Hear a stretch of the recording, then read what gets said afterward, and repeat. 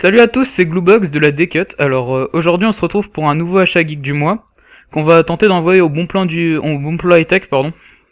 Donc c'est une chaîne qui fait spécialisée dans le high tech avec qui on a déjà discuté un petit peu et ils ont dit qu'ils accepteraient tout type de vidéo high tech qu'on aurait voulu leur envoyer. Donc on va tenter de leur envoyer notre série AGM, on va envoyer peut-être tous les épisodes, on sait pas.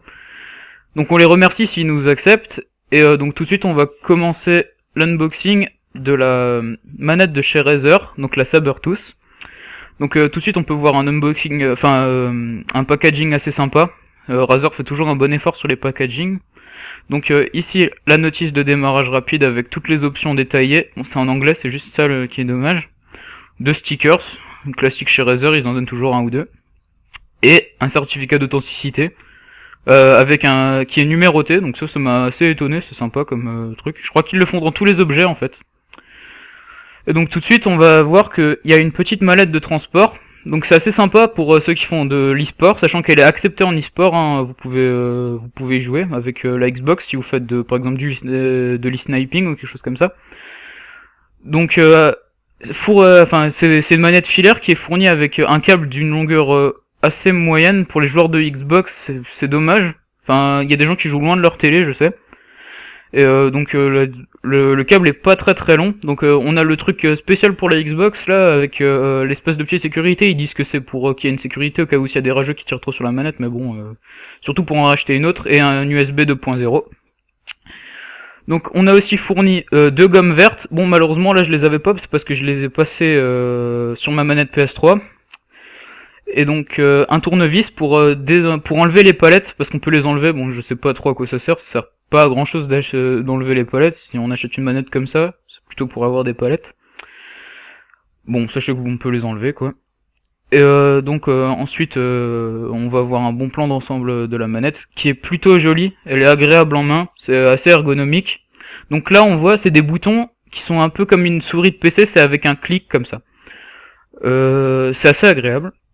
Les flèches directionnelles qui sont séparées comparé à la manette Xbox, je sais que certains qui jouent à Street Fighter, c'est un peu compliqué pour eux parce qu'il faut faire des trucs avec la directionnelle. Là, deux petites gâchettes ajoutées qui sont paramétrables. Et donc là, on a l'option donc pour le remapping. Donc vous pouvez avoir 2 modes de remapping, donc par exemple un pour le jeu de course et un pour Call of, je sais pas. Donc là, les gâchettes qui sont super sensibles, c'est assez agréable de jouer avec, c'est peut-être même... Enfin, moi je préfère qu'une burn, par exemple mon camarade X-Tray aime moins.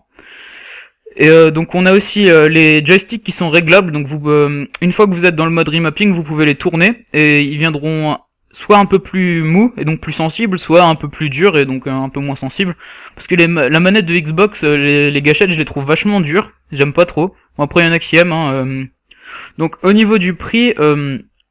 la manette est peut-être un peu chère pour certains, bon moi je trouve que ça va, c'est du Razer, c'est de la bonne qualité.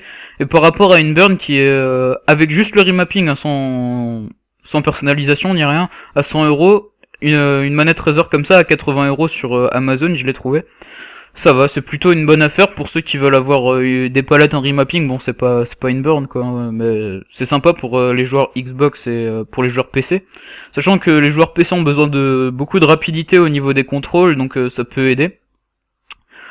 Donc je remercie encore le bon plan high tech qui va peut-être, et on espère, uploader la vidéo.